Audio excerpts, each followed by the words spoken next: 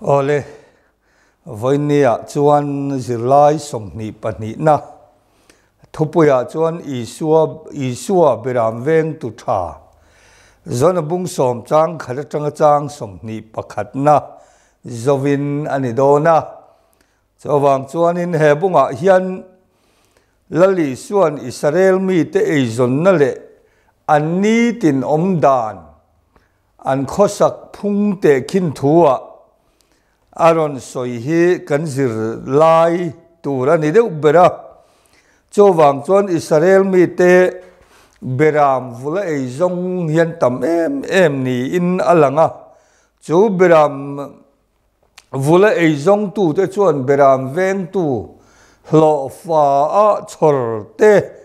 anei tuina a ven te chung te chuan oma chu te khin thua lali suwa hian aron manga chawang chuanin te khin thua aron man beram veng tu tha le beram veng hlo fa beram veng tu le ruk mang le suam mang te chung chang voinia hian kan zir tur ani don ani zona bung som chang khata tanga chang a zovin a bible thu in lo chiar tiang ti tak mevin ka sila cheu tu po beram huanga kong khara lut lawa danglama lol lut chu mi nge chu englo ruk mang le suam mangani e tu po kong khara lut ero chu beram veng tu ani kong khar veng tu in ani chu alo hon sak thina beram ten a on tha thina amma beram te chu an minga ako thewa a ruai chuak thin ata zong a chua tir vele amma an ma ruaya beram te chuan ama chuan zui thina a o an thsia midang zong an zui lovanga an tlan bo san zo kang midang te ro zong an siat lo awangin tin bung som chang khata changa na lali suan asoya chawang chuanin lali suwa hi beram kong khar kani ti inain soya kong khar ain ti lain beram veng tu tha kani ti in ain soi boka chawang chuanin lali suwa ni tinnuna eizon na pakhat beram veng chung chang mangin te khin thu asoi masa atu po beram huang kong khara tanga lut lova mun danga tanga lu tum chu ruk mangle suam mangan ni thua soya beram veng tu tha chu a kong khar dik tak atangin an lu thin ti en kan zir lai chuan min silani chawang chuan kong khara tanga lut lo hi lo om thei don ti na ni a chawang chuan kong khara tanga lut lova danglama lut ero chu ruk mang le suam mang an ni thulali suan min sila beram veng tu o chu kong khar veng tu le beram point an sia ti in kan hmuwa chawang chuan beram veng tu dik tak o chu beram te polan sia vok tak nial ran a berakan ngai pon chope tu le mangai tu en kol tu hi an lo em a beram te pei chu rei tak an vul ni na langa chan chu tala asa hi an vul chan ani lem lova a chan chu a mul an meta kum rei tak beram hi an vul thin ni in alang a mul chu eizon nan ber an mang ani ti kan sia chawang chuanin beram te khan a veng tu an sem manga a o po an sa tur ani chu lali suan te khin thua beram veng tu dik tak chu beram te na o an sia atia wangin hei hi lali suan te khin thua arun lak ta ka wangin a om len ka ria man lai chuan beram hi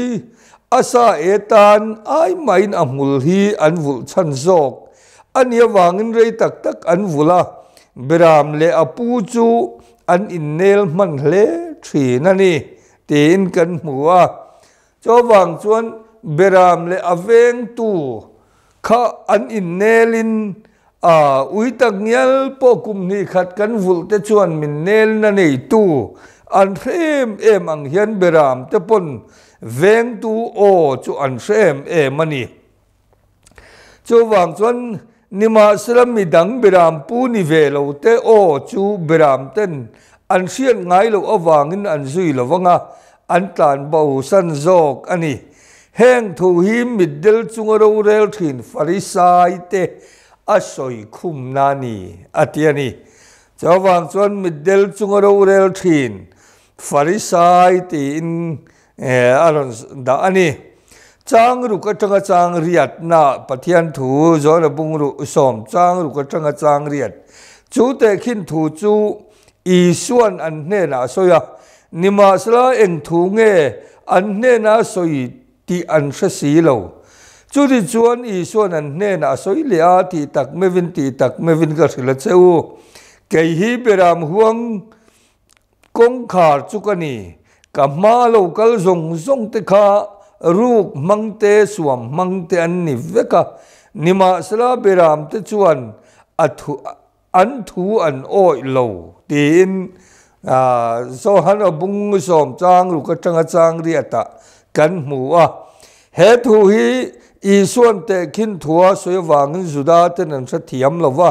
chu silfen an ama chu beram kong khar ani thu asoi chiang ani tin silfia tu hian min sila juda te hian beram veng tu tele an nei tu te aron te khina hian farisai ho le dan chami le sa khokul muk te hian lali suwa tong hi an man thiam lo hle moya cho wang chuanin lali suan hetiang hian aron soita ani ti chuan silfia na chuan heta kama alo kal ati hi zol nei te ni lovin ama do dal tu farisai te an sa kho soi tu te in khom na in atanga mit del mit alo varta no chuak tu te soi na khani ti in kan silfia tu chuan min sila cho wang chuanin kama lo kal ati hi kan ru chuan zol nei te le thu tlung lui mi te nia dục da na te po om thei ome mai ro chu kan zirlai hi chuan khang mi te kha chu farisai te middil chunga rorel middil mit ati var awanga ama isua be na rem chang lo zong tu te ho soinan ama akal khang zong sa kho pui thiam te kha ruk mang le phil mang tin kan mu ani heta suam mang ti trong kam hi marka bung som panga chang som ni pasaria te mathaya bung ni chang som thum pariata te ten zona bung som bria chang som lia te chuan aveila ma khen be suam mang baraba khang soinan khan man khilfia tu tam taka hian ani awangin suam mang ati hi ding veila ma khen be te suam mang baraba soinan he bible chang pathum te hian aron da nge ani chang ko chang soma ke kong khar chukani tu po ke malu lo chuan hum himin ke malu chuan hum himin a omanga alu tin a chuak anga ei tura mu bokang rung mang juru tur le tilum tur le ti che tur lo chuan alo kal lo ke zong nun an nei nan tam tak an nei nan alo kal kani ten chang soma kan hmuwa isuan beram veng tu chau ni lovin kong khar ani bok thu a soi bel le a an ne na lut le chuak chu an ril tam lovanga an him don thu soya ru ru chuan arua ti ati chia ati lum thin lali swalo kal chan ero chu nun nei lo ten tam takanun an nei nan ani thu asoyani ti in kan mua cho wang chuan in rung mang chuan ru tur le ti lum tur le ti chet tur lo chuan lo kal lo atia heta hian beram huang kong khara lut lo chu rung mang le suam mang atia beram huang kong khar chu lali suan keima kani e atia wangin beram chu zol nei Ezekiel te chuan kami te hi ka beram te anni atiang khan ring tu te hian lali suwa Krista beram huang kong khara kan lu angaya Isua Krista beram huang kong khara lut lova adanga tanga karindan ka dudan ka ngai dan tia lu chile Isua nen pan tum tu te churuk mang le phil mang tin an soitel thei ome chang som pa ta tanga som pa thuma ke beram veng tu tha kani beram veng tu tha ina beram te tan anu na pethin in lo fa beram veng tu tak nilawa beram te ata nilawa chuan ching nilo kal amu in beram te tlan san thin ten ching nia chuan beram te chu an se an ti dar thin in lo fa ania beram te angai sak lo awangin atlan bo thin ani ten lali suan atia ring tu te hian alag lu le thei ome in lo fa beram pu chuan beram ten har san le mang an te mel ma te an to chang nia po ama sahim na zonga tlan san thina beram tlan dar ching hia ten an lo se thina wangin in lo fa beram pu hi rong bol tu nuna po hian lo om thei ome beram ten an cho ei tura tur an ta na poison an thi thei na tur cho te pon lo vai thei an tlak lum thei na kham pang le ko te an tan na tur khuar khurum tlak thei na te po an lo zo thei chu wang chuan beram pu tha chuan an cho om na tur ra nim that na mun te an him na tur kal kong te be tu laka an ven him thei na turin nei turil ru beram pu chuan ahum him thina il lo fa beram pu ve thung ero chuan har sat na beram ten an to na tura ti chete le ti lum thei lo kal laka an tlan san mai thina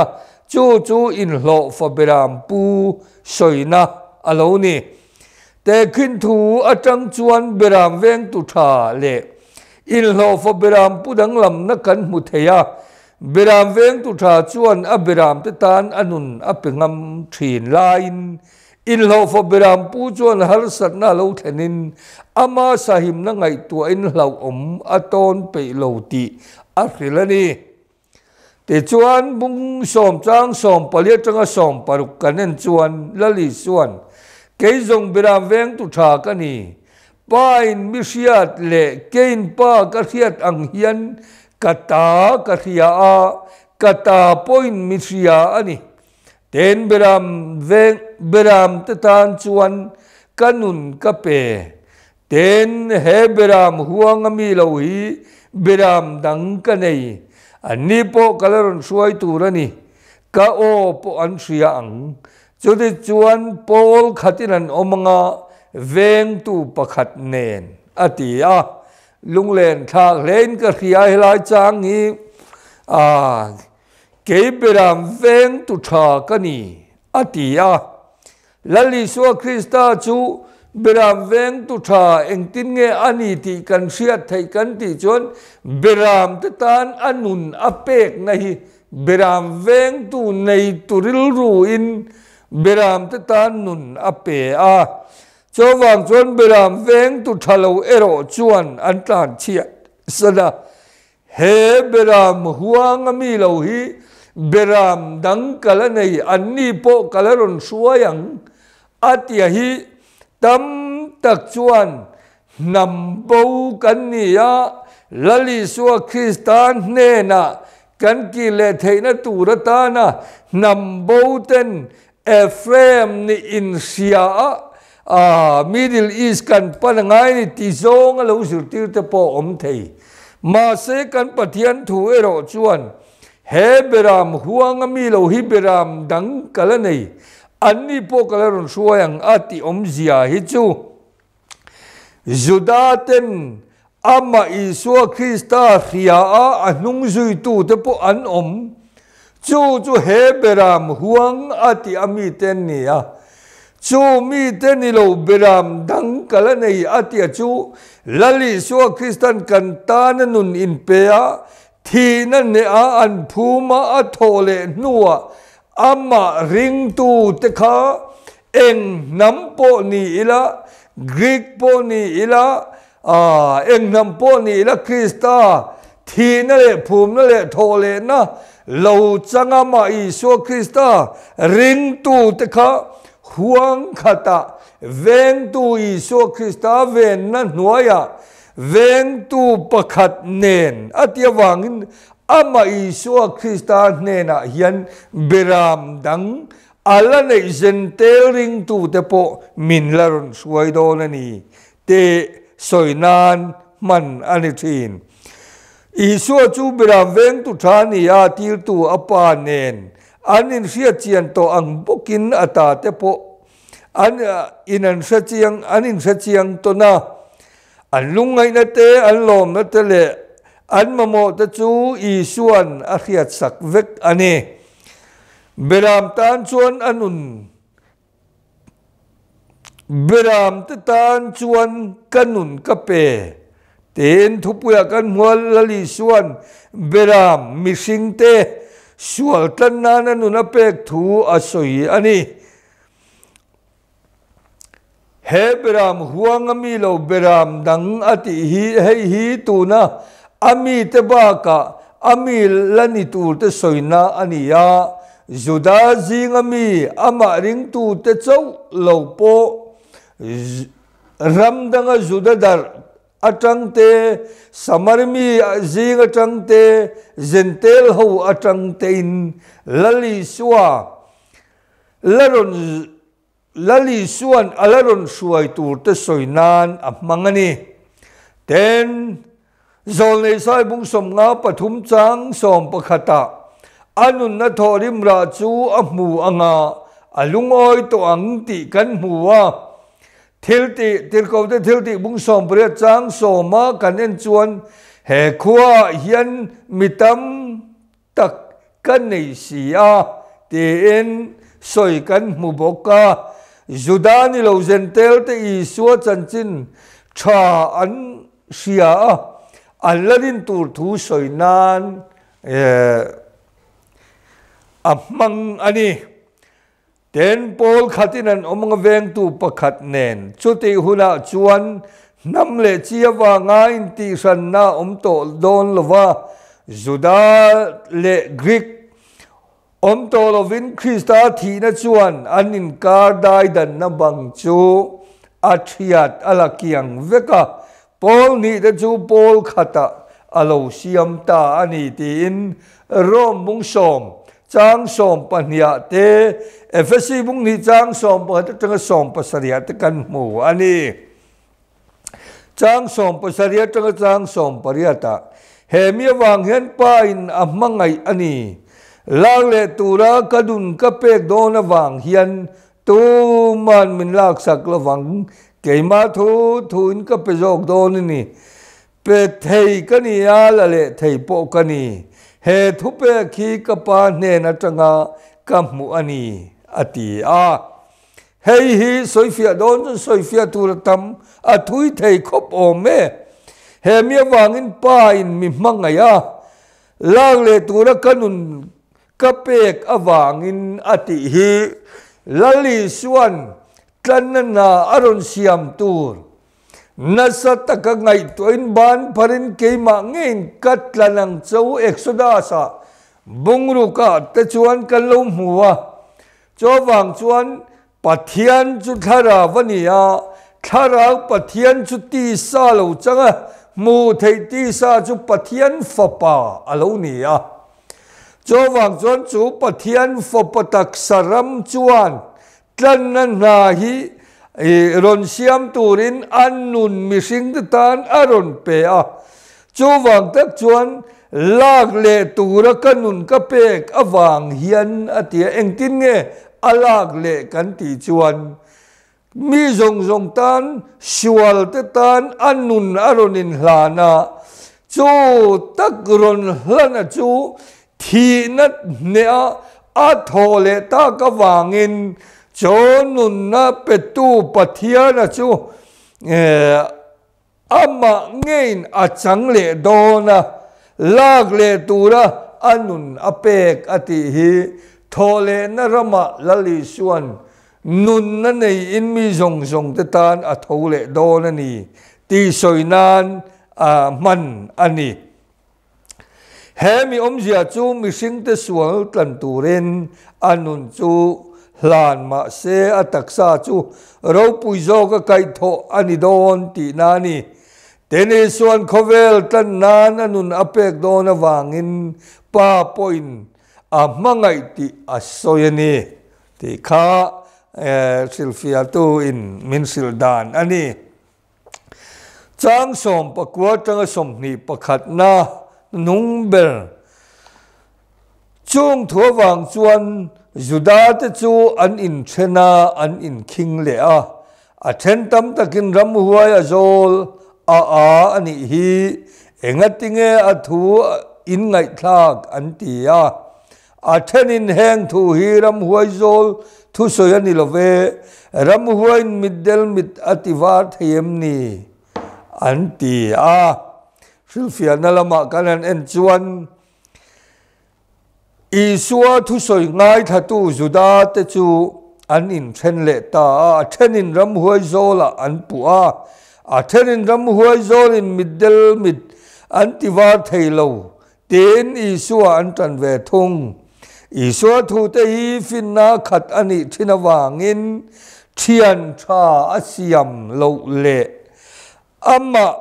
do tu mel marong tak asiam thin Juda te si nga ngay danin ang lo om hi chan chin cha awang ani lova mixing te lul na le shual na wang ani ten heta hian Israel te lul na an siat thailo awang le pui thiam rong bol na te Pharisai te rong bol na te dan le khai an manin kai ruai na an lo pathian na zong awang khan Isua thu soi an ring thailawa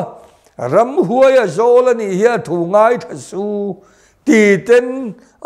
mi an sila a thenin Isuan tana ram huai zol in mi mit altivar ngai leinem to ne ro chon ei amit awar via hi chuwang chon a thu soi hi a oi omani tia Isua tan tu pol allo oma Juda te zinga po in nial na tam tak achua pa a chan chin cha awang nilwa Juda te lulul na wanga lali suwa Krista thu soi khefia thailo aum theya chowang chuan kan pathian thu in uluk ta kan ta na min pek in chen na te zirti na thuin an lo awanga lali suam mel mutur ngoi an mu thailo na te hi lul na le chapo na ham enge kan ngai dan dik nia kan siat na wanga Isua thu soi kan thin lunga kan var po thei mia lo na hi mi sing lul na hi ani thu mensil ani le voinia kan zir chua pangate kan chiar chua ka nge rongbol tu tha chuan ami te asha chiangin ngainat a hlo thin panina misual le thalo chu mi ten an zui du ngai lo pathumna Isua hi chatuan nun na kongka ani palina Isua hi michitin namtin ta na khove la lo kal ani pangana chuan diabol na chu ti lum ani ya Isua na ero chu nun na pek ani kha kanjir chua panga te ni ya zo na hi panga oma in lo chang don tiang zo na pakhat na Isua khan eng tenen nge ain te khin kha tin zo na pakhat na kan muwa ain te khin te chu kan zirlaya chuan beram huang kong khar ain te kina beram veng tu tha ain te khin bok ani chana chuan zo na panina chuan Isuan eng an nei nan na lo kal nge kani ati achana chuan nun an nei nan tam taka an nei nan tiani zo na pathum na chuan beram veng tu tha in a beram te tan enge ati thin anun a petrin beram veng tu tha chuan anun le ahun zong a petrin palina chuan heng beram huang ami lo hi beram dang ka nei ati hi enge omzia achana chuan heng beram ati hi juda zing ami ni ti chuan adar te zudadar te soinan po manani a samari mi te zentel khovel nam tin soinan heng beram huang ami lo hi beram dang ati te kha anne pangana Isuan lak le turin kanun ka pedon ati omzia hi enge ati a anun na mishing te tan pema sla thina ne in athole don thu asoina ani lak le tura anun apek chu kha voinia kanzir zirlai somni pani na Isua beram veng tu tha zola bung som chang khada tanga chang somni pakhat kanzir chung mi chu ani pathian ne na tong trai na kan lo mange lalpa kan pathian min mangai tu voinia hian beram veng tu tha ini na chan chin te fam kim lo takin kan han zira hezir lai somni pani na hi ko ran te tan le ngai thatu te tan na lok na so na ni nge the na tu ra lalpa kan zir lai te mal som tur in I khongai na karun dile voinia kan hun man zong hero pui nan lo ni sila tharawla ma chak lo te tan chak na nun nei lo ten nun thar kan nei the na nun petu lalpa nang chu kan beram putha ini zia hi zui tlak pathian kan zui vek theina tur chain I thua nang ron cheng amal som tur in lalpa du tak I sui ming thial kan nun dila che amen.